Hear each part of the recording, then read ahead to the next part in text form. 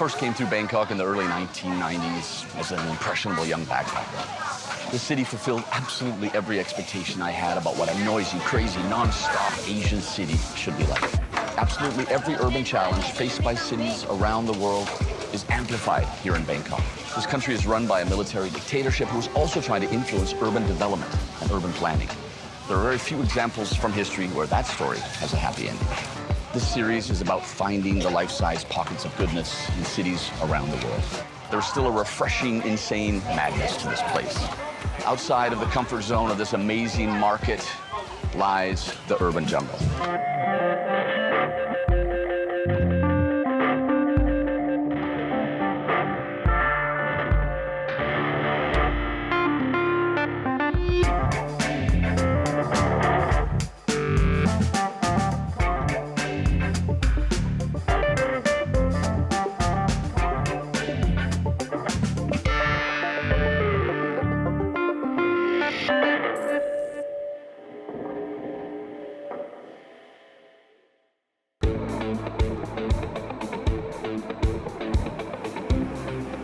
A chaotic mix of skyscrapers, street markets, and hidden alleyways, Bangkok is a vibrant hub of life, buzzing pretty much day and night.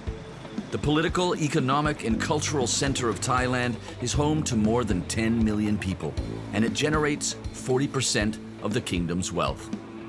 Considered the capital of gridlock, the city's traffic is among the worst in the world. If it hopes to change, Bangkok will have to work around a bureaucracy that is, believe it or not, even more clogged up than its streets.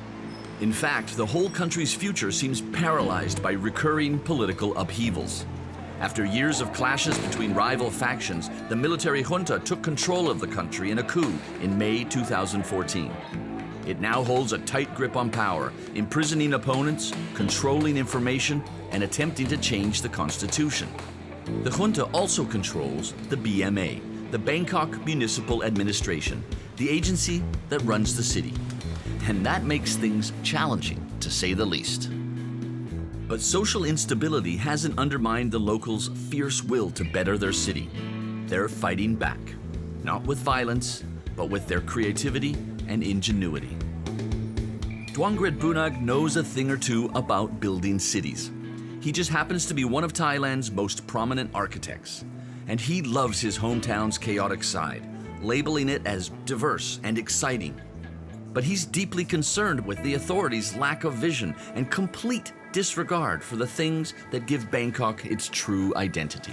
Bangkok started out with the river. It used to be a main transportation mode for people of Bangkok, like maybe hundreds of years ago. And we turned our back to the river because we have cars and roads. And now, recently, attention started to get back into the river.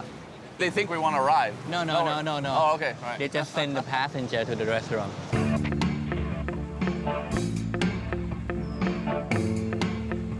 I think Bangkok right now is on survival mode. They have no policy.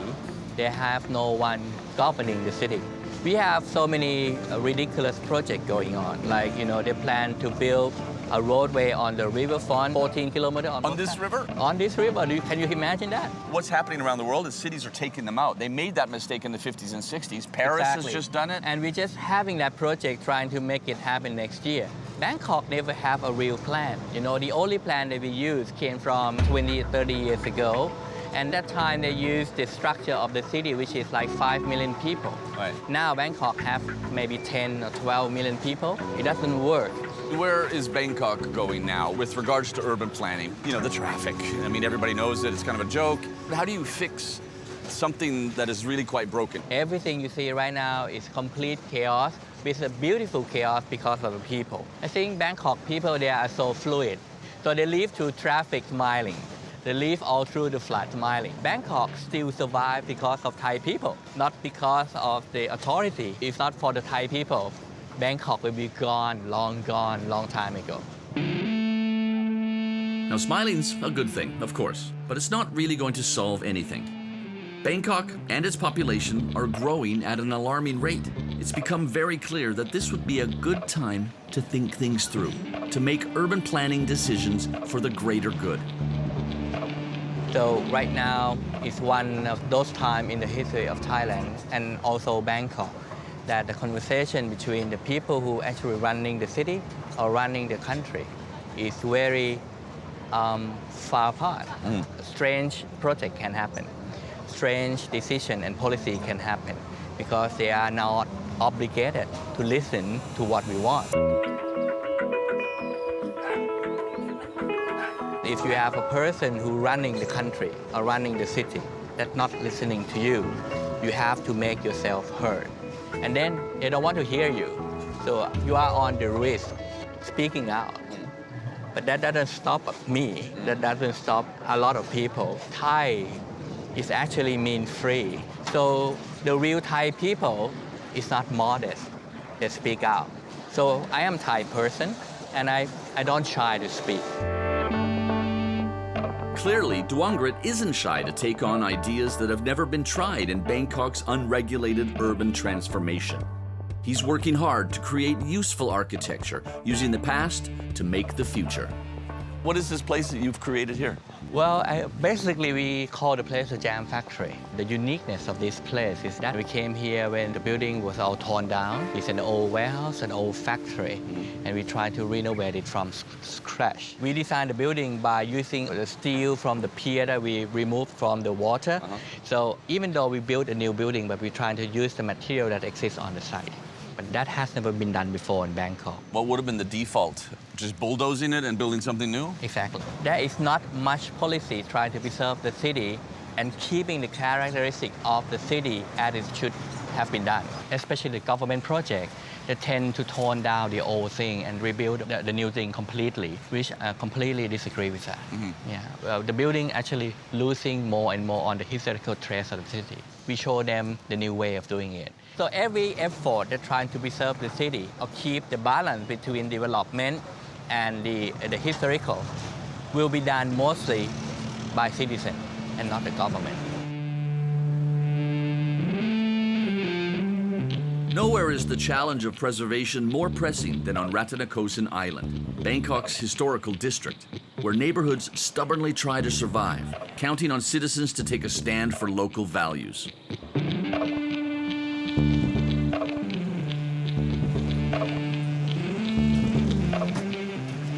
We're here with the crew. We just got out of the van. It's all very suspicious looking because we're not supposed to film here. The military junta has dictated where we can and cannot film. Pom Mahakan is a microvillage located on the edge of Ratanakosin Island. Its residents are faced with what I'd call a pretty big problem. They're told they can no longer live here. But hey, they do. And more importantly, they call this place home. Everything we see here, this will be bulldozed by the authorities. Exactly. Because they want to clean Bangkok. They want to make the public space. And the definition of public space from government is like just park. A park. Just a park. Okay. Yeah. No life, no people, no families. No people, okay. คิดว่าดีครับ Hello. ไม่ได้ไปหาเลย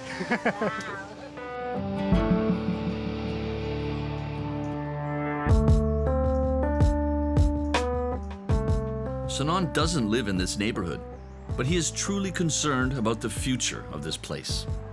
That's why he's helping local residents find creative solutions that will allow them to stay here.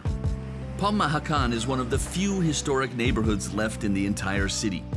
Built more than 200 years ago when Bangkok became the country's capital, its architecture is unique. Surprisingly, the BMA has chosen to just tear everything down and turn it into something convenient for tourists, with no consultation, no plans for preservation, and no intention to compensate the families that have been here for generations. And this is evidence of the eviction on last September. So the people who are living here, they moved out. They moved out. And then, right, okay. This one is like, okay, I want to leave. All right. I don't want to fight anymore. That's sad to look at that, to think that all of this might look like that in a couple You months. imagine myself, I see it like before, it's the same as this one. Yeah. And then it's gone. Oh. Yeah. Yeah. It says public land, no trespassing. Well, then it's not public land, man. God. Sanan introduces me to a community leader, a spokesperson for the people of Pom Mahakan. Where many have decided to pack up and leave, others are resisting, working hard to showcase and maintain their heritage. How many people are in this neighborhood now? 44 ครอบครัว280 คน How old is this house? ร้อยกว่าปีที่ดินตรงเนี้ยมันเป็นที่ดินพระราชทานมีทั้งของวัดทั้งของผู้ข้าราชการเก่าๆในการอยู่อาศัยแล้วก็เป็นชุมชนชานพระนครเมืองของกรุงเทพสมัยกรุงรัตนโกสินทร์แห่งสุดท้ายนะตรงเนี้ย The kings of the present dynasty are all referred to as Ramas, from Rama I in the late 1800s to the current king, Rama X. The people of Thailand actually associate historical periods with each of these Rama kings. เพราะที่นี่มันเป็นชุมชนที่เป็นบ้านไม้ร่วมสมัยตั้งแต่3 4 5 6ถึงรัชกาลที่9บ้านเฮารัชกาลที่4 Rama 4. Rama IV. It's Rama 5 from Rama 5. That's beautiful. อันนี้คือบ้านทำอาหาร It's a house that produce and made the food for every houses. The cafeteria. Yeah. Oh, yeah, Exactly, right. exactly. Sanan isn't the only outsider promoting the preservation of this community. The Vernadoc project, led by a group of architects, is drawing up plans of the historical buildings, underlining their value and archiving their architecture, should Pom Mahakan eventually be destroyed. The hope, however, is that through the Living Heritage Museum initiative, the neighborhood remains intact, with the citizens living inside what would become, in a way, an open-air museum. But can you actually live in a museum? So we want to show them that people can stay with the public space. Yeah. And the community itself, they want to be the security guard. They want to be the gardener. Yeah. You don't need to pay us everything. We will do for free. So I've been reading some of the things that you've written about how the authorities say, oh, people can't live in a park, and then you give examples from all of these historical areas around the world, from Finland to Korea, saying, yeah, they do that there. So This community is like one of the identity that we gonna lose if we don't see the value. And this one is not only the issue about this community and the government, but it is the issue about the identity of our city. อันนี้คนที่มาท่องเที่ยวแล้วมาให้กำลังใจในคนในชุมชนในการที่เขาก็เลยเซ็นชื่อเป็นที่ระลึก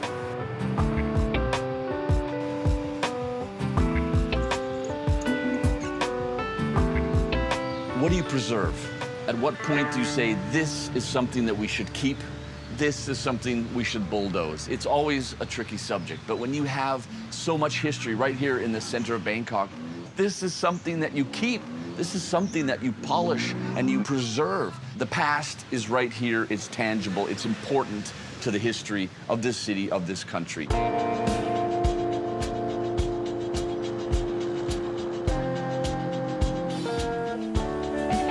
While some are fighting to preserve life-size neighborhoods, new monster-sized shopping malls are popping up all over the city every year. Here, public space is a shopping mall. America, you think you're so great at your shopping malls, you have nothing on a city like Bangkok. This is where people hang out. There are shopping malls everywhere in Bangkok, and there's more on the way. There will be 600,000 square meters of new retail space by 2018. Where does this end? The other question is, who is this for? The average wage in Thailand is $10 a day. These are temples of consumerism focused on a very little demographic group. Bangkok is made of mega blocks, if you look at the maps, right? So you have all these main roads forming large square, which is not very conducive to walking and experiencing because you're just on a straight line all the time. But if you take the time to actually look at how busy this is and then sort of veer off just a little bit, I think you find a different side of Bangkok that's, I think, more authentic and true to itself. Tanan co-founded the Creative District with like-minded individuals who envisioned a different future for Bangkok, away from car-clogged boulevards and anonymous glass skyscrapers. Together, they hope to build on the city's traditional strengths, its life-sized alleyways, where the real Bangkok thrives. Here, this is actually a main community market strip. It is the true Bangkok, right? It's very representative of many communities around in Bangkok that you wouldn't find if you were just going along the main routes of the train lines or the tourist routes. There's a lot of food vendors around. You can see there's functional stores like hardware stores. There's actually a fresh market right behind over there.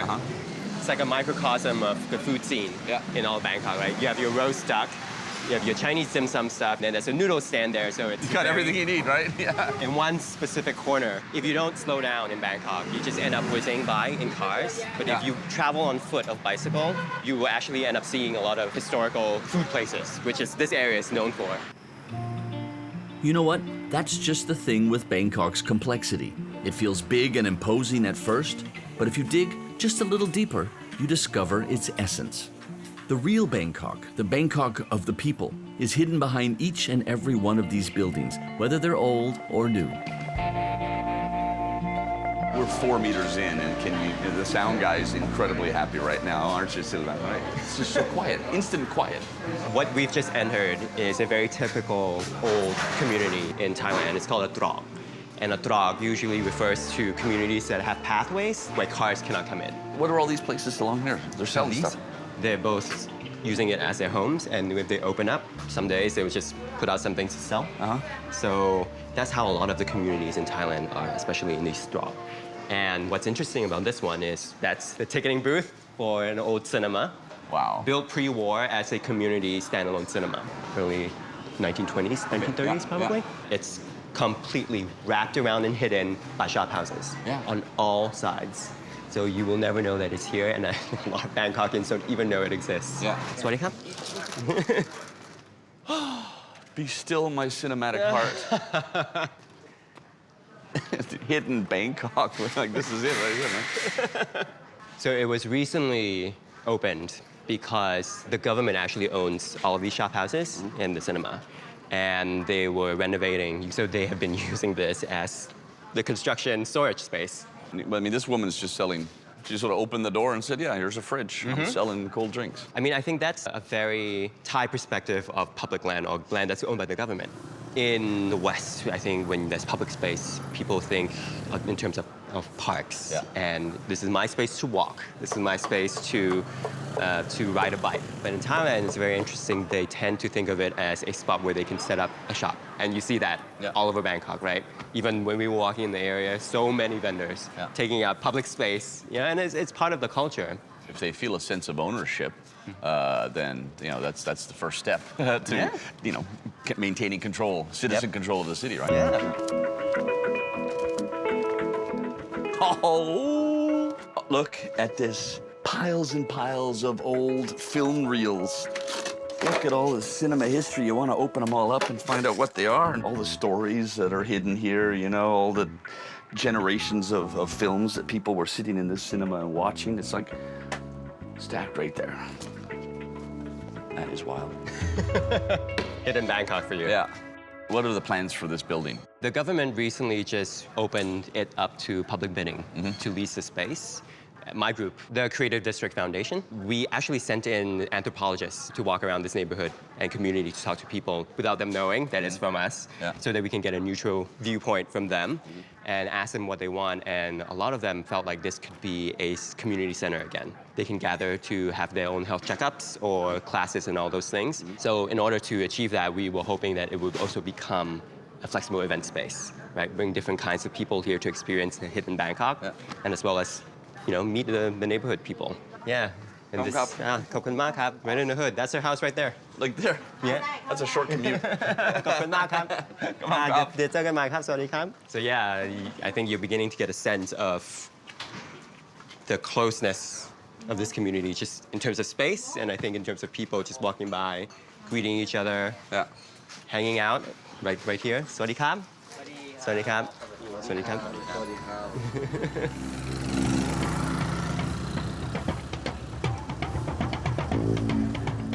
This is a city that is sorely lacking in basic transport options. They've placed a lot of money on a last-century horse, the automobile. There's a couple of really badly designed train lines that don't connect up very well, and still they're over capacity. The people of this city are desperate for better transport options. Now, the problem is, of course, worse for people living in poorer and more remote communities. Ironically, the people of Lat Phrao see a solution to an important issue every single day in their own backyard. Yang Yonglong has documented this community's project for better transportation in a book called Handmade Transit. We're on Lat Phrao Canal, which run north and south. Normally, if you take the car in the morning, like rush hour like this, it would take more than 2 hours in traffic. You just get stuck here. But we have experimented with some boat transit. It takes less than half an hour because the boat is traffic free.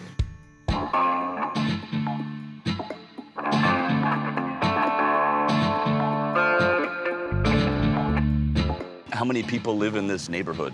แถวคลองลาดพร้าวนี่มีสักกี่ครัวเรือนทั้งหมด ก็ตอนนี้ที่มีอยู่คลองลาดพร้าวก็ประมาณหมื่นกว่าคนเลย Each household is around 5 people. Okay, like 50,000 people.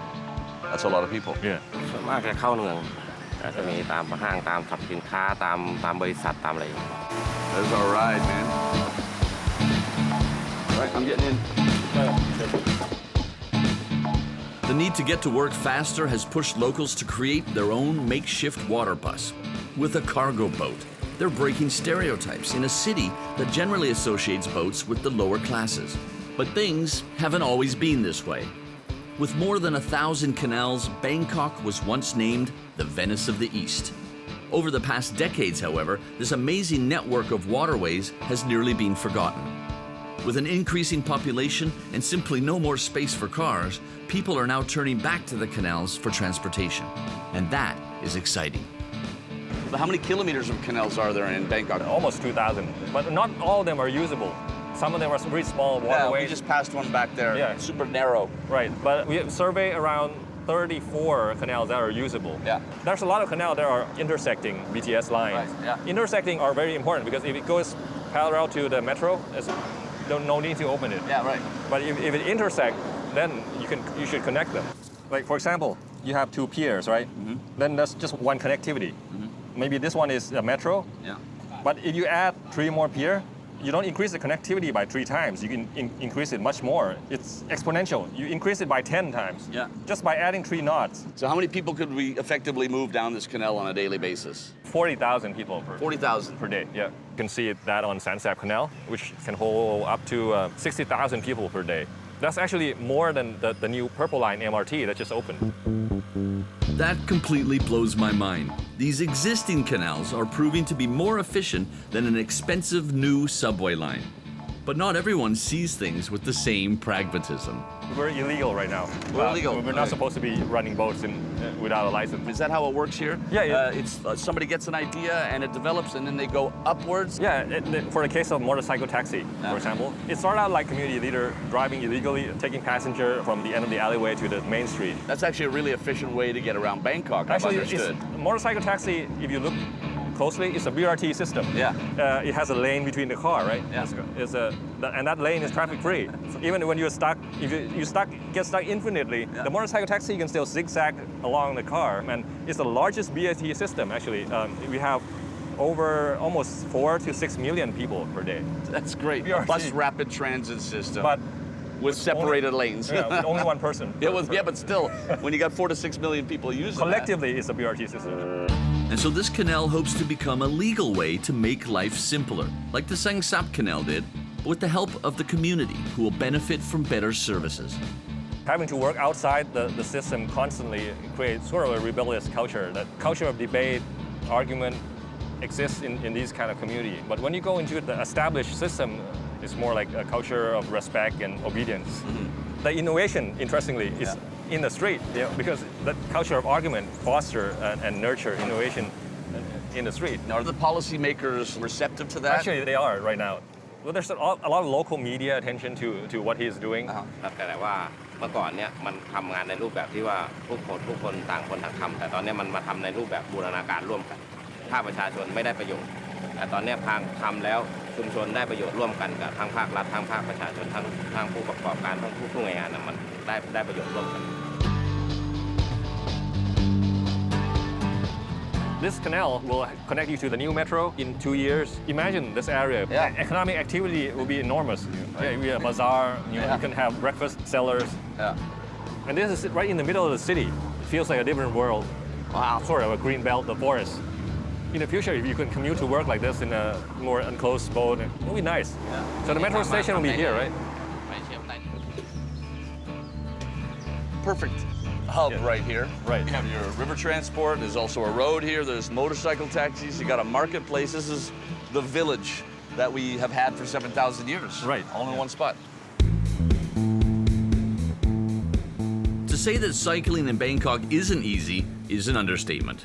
The utter dominance of the automobile has left Thai cyclists with very few options, and little has been done to change this in recent years. This lovely stretch of bicycle infrastructure, where does it go? Does it go anywhere important, from anywhere useful? It's not linked with another bike lane or another road. It's not connected to any place. And he is not even kidding. Like the rest of the public transit infrastructure here, it seems no one has given any thought to the purpose of the lanes, which is, let me remind you, to get people from point A to point B. So how long is this stretch? 5 or 6 kilometers. But Bangkok is a congestion city. It's hard to build bike lane here.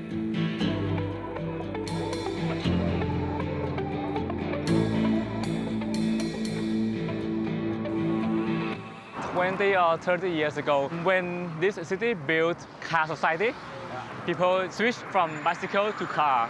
One reason maybe they want to show their social status. So it's status.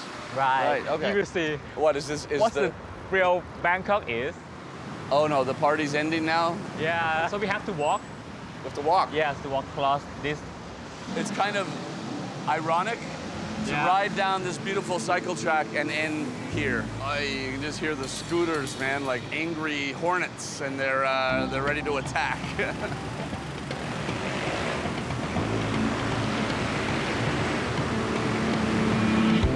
Okay. No, sorry. Okay. You just gotta go, right? Yeah, right. Let's go. Yeah. All of this begs the question, is it too late? Has Bangkok been developed so erratically that cycling will remain a marginal solution to gridlock? Can the bicycle ever become a safe way to get around in this city? To cycling is the best community ever, I'm sure. Yeah. So, and when you're doing your meetings around town, the bike is just like, you're there before everybody else. Yes. What is needed to get people to ride a bicycle for transportation? Policy to make more infrastructure, not only for bike lane, but bike parking near the train station. So are you an optimist about the future of urban cycling in Bangkok? Yeah, I will suggest to learn from Singapore. Okay. Yeah, because we are same in many ways for weather and we have small road, like a congested city.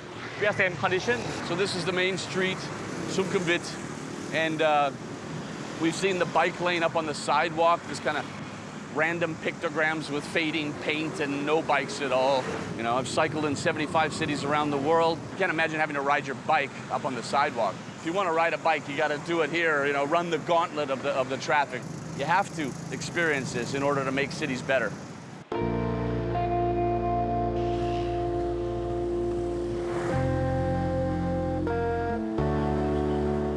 There is a shocking lack of green space in Bangkok. The temperature in this city is much higher than other cities in the region, simply because they don't have the benefit of the cooling effect of foliage. On top of that, the trees that do exist on the urban landscape are not taken care of very well. There is a lack of knowledge about how to take care of urban trees. And I'm going to meet some good people who are trying to change that. Hi, Orion. Hi. Yeah, as you can see, this is one of the professional arborists in our team. This is from the electricity authority. Because when you're not watching, they would take like these big knives and they just cut like this without looking at each particular branch. These are like weak branches that actually came out as a result of a poor pruning job. Right, okay. Today, we are here on the street. It's not even where we live, but we're spending the whole day with the professionals. For me, that's the essence of your volunteer group. You're just a group of citizens, and you're training, you just said the professionals, but you're actually training the professionals to take care of trees. Until just a few years ago, Orion didn't know a thing about trees. But after eye-opening studies in Canada, she returned home and co-founded Big Trees, a volunteer group that organizes training sessions for municipal workers. They hire professional arborists and rent the necessary equipment to make it all happen. Even though in Montreal is a big city, there's so many big parks, there are big trees along the streets. You can actually breathe. But here we have so few public parks, we have so few trees along the streets, and that's why it's so, hot and polluted and, unpleasant to walk on the streets.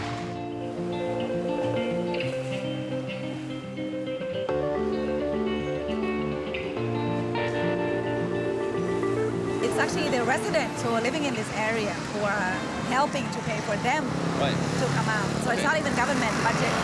And when they see this tree in front of their house, and one day it's gone, or it has been hacked almost to death, then after a number of years, it's like an army of people living in the city who will not stand by and let the authorities, do their job terribly anymore. This is our arborist. Be careful. Yep. You can take the boy out of Canada, but you can't take Canada out of the boy. You know what I'm saying?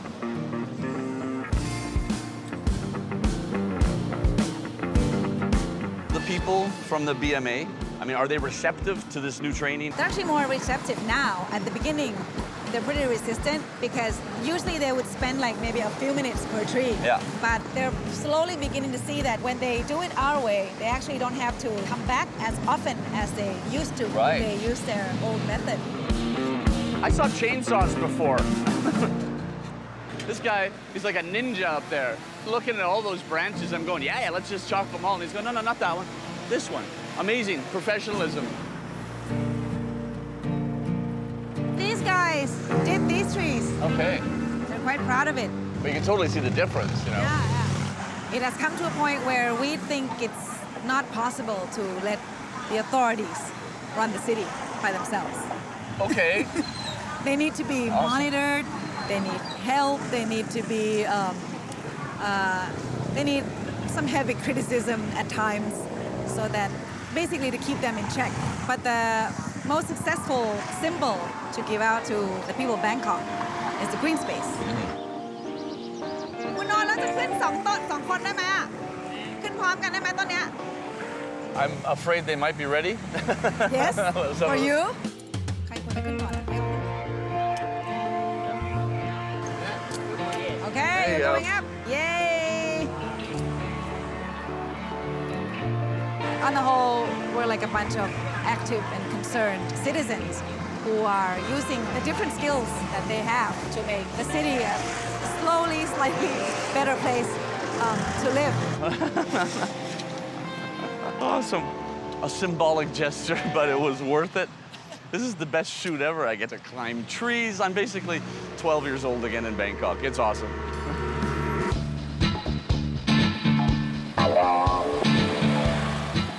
On the outskirts of the city, a visionary man has created the Zero Baht Shop, a convenience store where no money is required. The currency here? Garbage. By gathering large amounts of recyclable trash, the shop can sell in bulk to factories and buy food for the entire community. That's what I call ingenuity. สวัสดีค่ะพี่พินันท์ค่ะ ดีครับก็ตอนนี้กำลังจะคัดแยกขยะนะครับเพราะว่าที่ชาวบ้านเอาขยะมาที่ร้าน0 บาท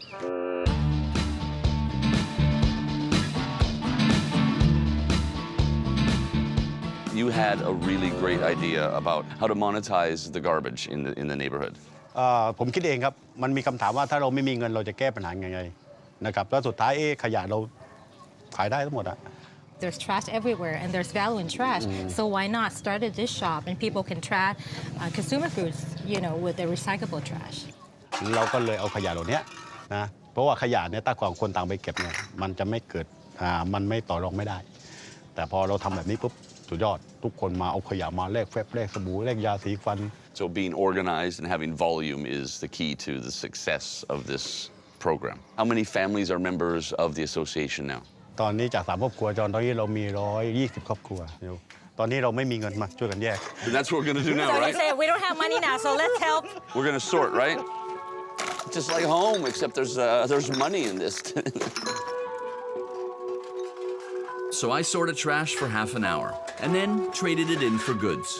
My trash today was worth 100 baht, which is about $3.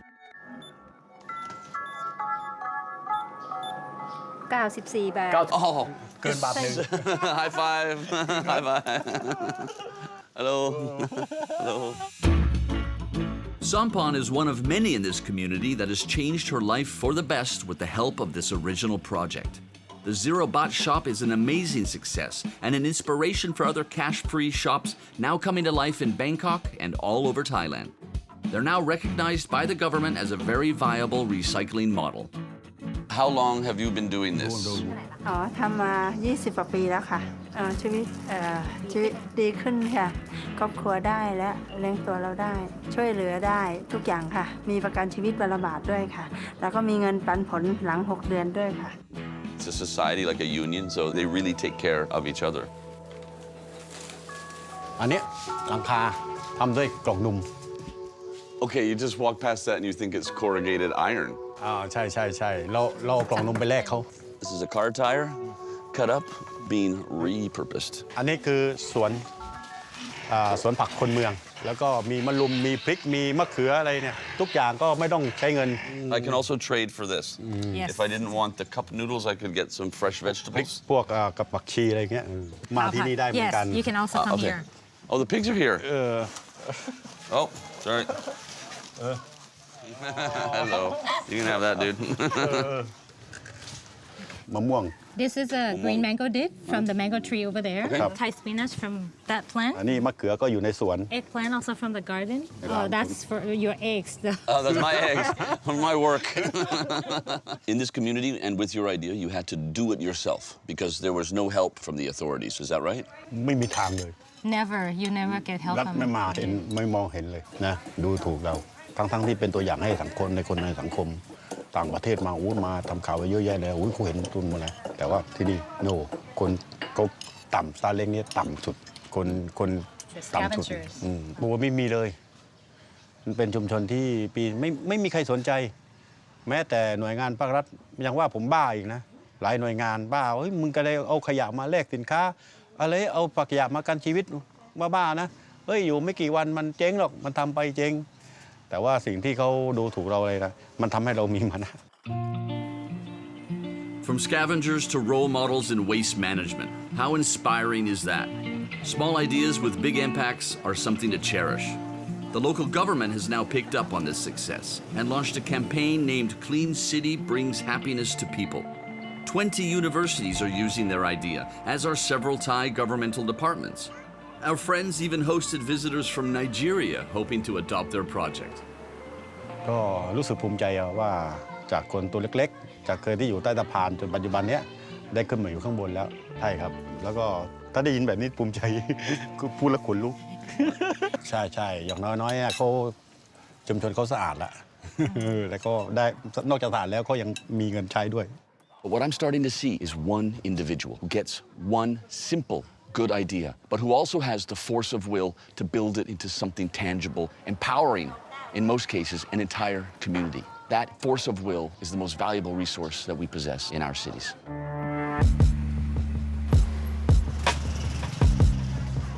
Citizens doing it for themselves, activists trying to make a change on the urban landscape. But what of corporate social responsibility? Where do the big companies, the corporations, see themselves in this equation? I'm going to sneak through this little alleyway and find out.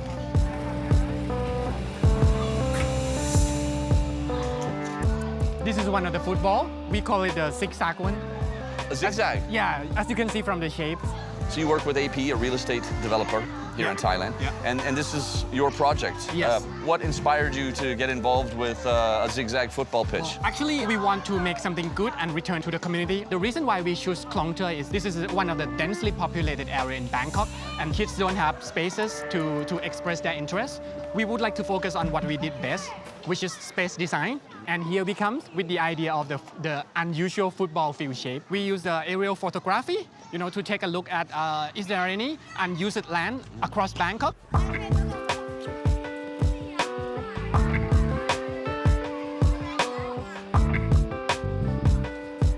It may be hard to imagine, but this was once a dark and dangerous no man's land between two apartment buildings in one of Bangkok's poorest neighborhoods.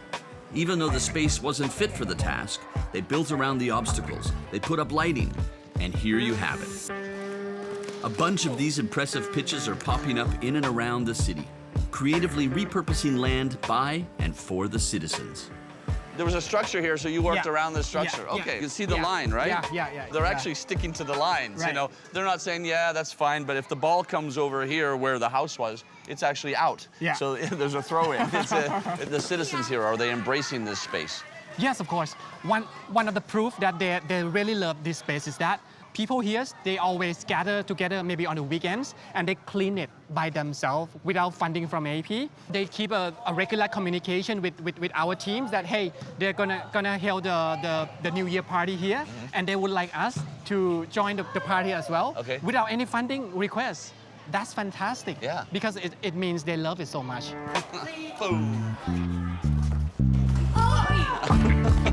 What an amazing example. A former garbage dump. Lifeless, forgotten, simple idea, and you transform a community. The life-size city, this is where the roots are, right here.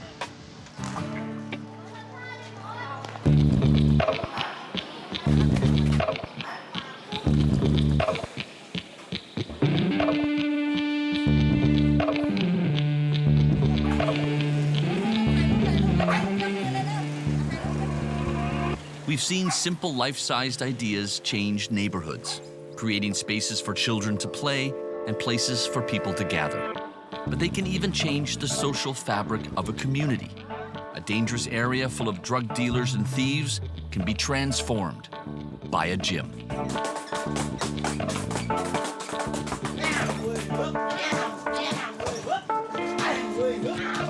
Taxi?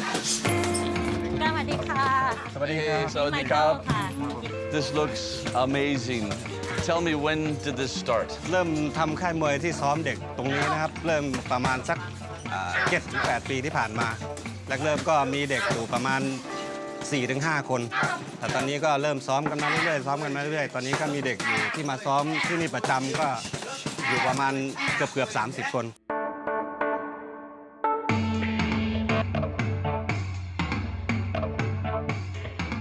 Police officer Crew Khan has been working in this neglected part of town for years.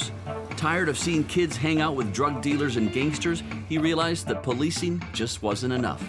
So you maybe know some of the kids before they start boxing? รุ่นแรกๆรู้จักอยู่ประมาณคน2 คนนะครับเพราะว่าเป็นเด็กซึ่งค่อนข้างจะเกเรนิดนึงแล้วเราเป็นสมัยก่อนเราเป็นเจ้าที่สายตรวจที่ตรวจอยู่รอบๆแถวนี้นะครับสายตรวจรถมอเตอร์ไซค์เราก็มาตรวจแล้วก็เห็นว่าเด็กเขาใช้เวลาว่างไม่เกิดประโยชน์ก็เลยชวนเข้ามาซ้อมมวยก็เริ่ม What was the reaction of the community?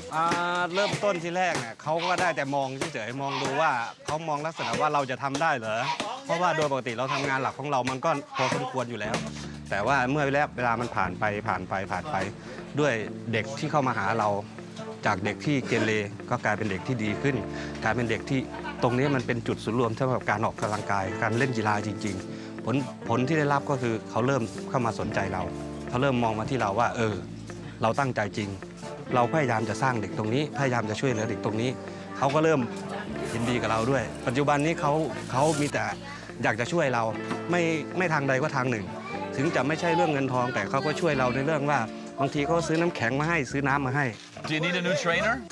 เขาบอกต้องการเทรนเนอร์คนใหม่ไหมคะ ต้องมีพื้นฐานนะไม่งั้นมันพลาดมันจะเจ็บมันเจ็บเลยแขนจะยกไม่ขึ้นเลย He's quite worried because he said the kids kick really hard so you might not be able to lift your arms the next day So this kid. The gym itself is a symbol of the community's engagement. The steel structure was a gift from a local contractor. Every bit of wood was supplied by the parents, and Crew Khan paid for the tin roof himself. Like this? Like that? Like this? No.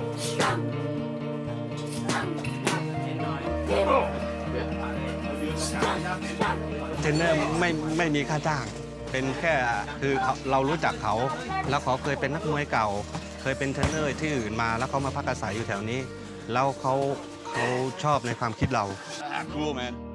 Boom. เขาก็โดยปกติเขาก็มีงานทำของเขาเป็นหลักเป็นแหล่งเป็นประจำอยู่แล้วแล้วเขาก็ช่วงเย็นเขาก็จะมาช่วยเรา โดยไม่มีค่าจ้างค่าตอบแทน แต่มาช่วยกันด้วยใจอย่างนี้ เป็นไงเด็กๆ ลุงไหวไหม First time. ขอบคุณครับ ขอบคุณครับ Thank you. An amazing experience, another individual finding some space, building the dream, helping the community. That's what it's all about. Bangkok clearly has its problems, but problems usually bring out the best in people with a talent for finding solutions.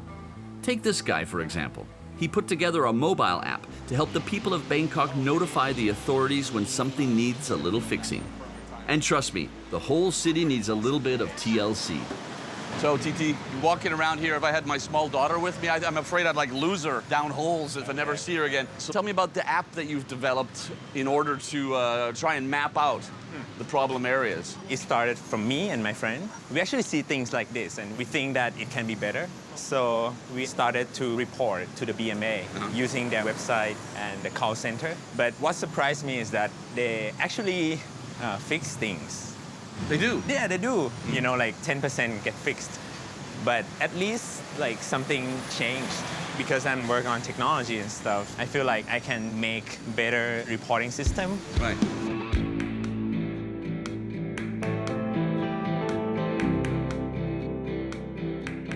Pedestrians in Bangkok always seem to get the short end of the stick. Even the sidewalks, already scarce, are being used for other purposes, constantly filled with a mind-boggling array of obstacles. Walkway in Bangkok is kind of like a battlefield because there are so many departments. They just dump things on here. Yeah. Like, so if you want to make green, use the walkway. You can have brunch here. You can have brunch, so you can sleep there, dude. Yeah. Oh, here. Oh, it's a bike lane. It's a bike lane. You have the bike lane, so this is the walkway. It's going to be very polite.